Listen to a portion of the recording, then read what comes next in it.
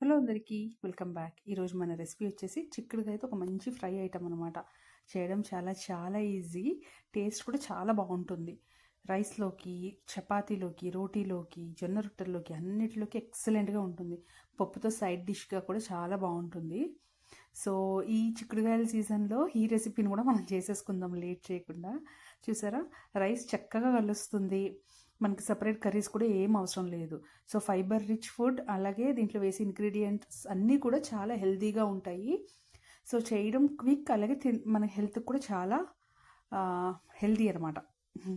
So ముందుగా దీనికోసం చిక్కుడుకాయలు నేను స్టీమర్లో ఇలాగ స్టీమ్ చేసుకుంటా. సో ఇలా చేయడం వల్ల చిక్కుడుకాయలు త్వరగా కుక్ అయిపోతే ఆయిల్ కూడా తక్కువ పడుతుంది. సో మనకి న్యూట్రిషన్ కూడా లూజ్ అవ్వకుండా ఉంటుంది.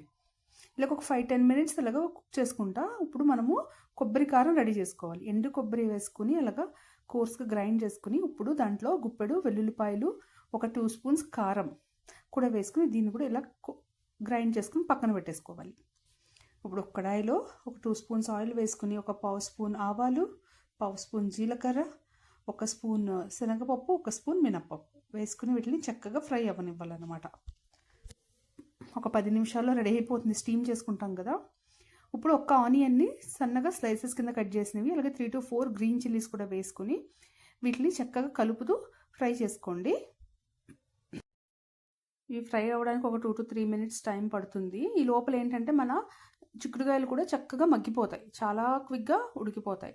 సో ఇలా చేసుకోవడం వల్ల మనకి నేను చెప్పిన న్యూట్రిషన్ లూజ్ అవ్వకుండా ఉంటుంది, అలాగే చాలా హెల్తీ కూడా. ఎక్కువ కర్రీస్ తినొచ్చు. ఇప్పుడు దీంట్లో కొంచెం కరివేపాకు వేసుకుని, చూసారా చక్కగా స్టీమ్ అయిపోయాయి, వాటిని కూడా నేను యాడ్ చేసేసుకుంటా అంతే.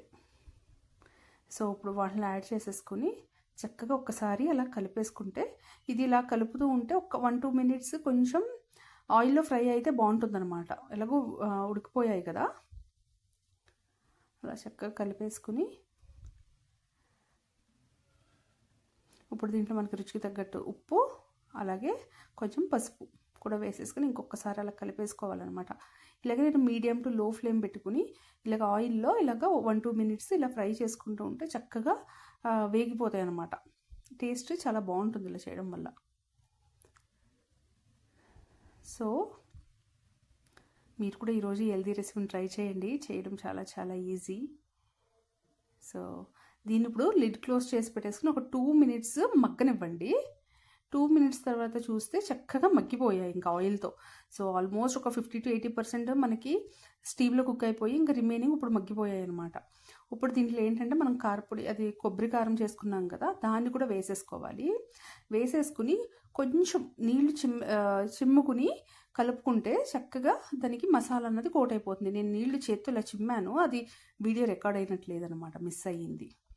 సో అలా కలుపుతూ ఉంటే చక్కగా మనకి వాటికి కోట్ అయిపోతుంది, టేస్ట్ కూడా చాలా బాగుంటుంది.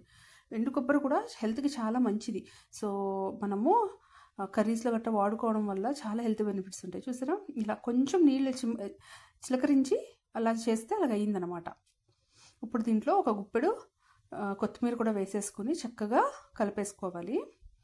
దీన్ని ఇప్పుడు ఏంటంటే లిడ్ క్లోజ్ చేసి పెట్టి ఒక 2 మినిట్స్ వదిలేసామంటే ఆ ఫ్లేవర్స్ అన్నీ కూడా చక్కగా ఆ చిక్కుడుకాయకి పడుతుందన్నమాట.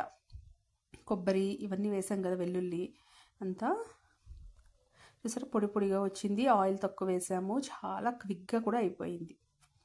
చాలా సింపుల్ రెసిపీ అని చెప్పొచ్చు. సో దాన్ని అలాగ 1-2 మినిట్స్ అలా కొంచెం కలిపేసుకుంటూ ఉండి, చూసారా ఎంత పొడి పొడిగా ఉందో, టేస్ట్ కూడా చాలా బాగుంటుంది. సో దీన్ని లిడ్ క్లోజ్ చేసి పెట్టేసి ఒక 2 మినిట్స్ వదిలేసేయండి. 2 మినిట్స్ తర్వాత లిడ్ ఓపెన్ చేస్తే మనకి చక్కగా కర్రీ అన్నది రెడీ అయిపోయింది. చూసారా, దీన్ని ఇప్పుడు సర్వ్ చేసుకోవడం అంతే. సో ఎమ్మీ చిక్కుడుకాయ ఫ్రై విత్ కొబ్బరి కారంతో రెడీ అయిపోయింది. సో ఈ రెసిపీ నేను మీకు నచ్చిందని అనుకుంటున్నాను. మీరు కూడా తప్పకుండా ట్రై చేసి మీకు ఎలా కుదిరిందో కమెంట్ సెక్షన్లో నాతో షేర్ చేసుకోండి. అలాగే వీడియో కనుక మీకు నచ్చినట్టయితే వీడియోని లైక్ చేయడం, ఛానల్ని సబ్స్క్రైబ్ చేసుకోవడం అస్సలు మర్చిపోకండి. ఇలాంటి సింపుల్ రెసిపీస్ నా దగ్గర ఎన్నో ఉన్నాయి, అవన్నిటితో మీ ముందుకి త్వరలోనే రాబోతున్నాను. Thank you so much for watching.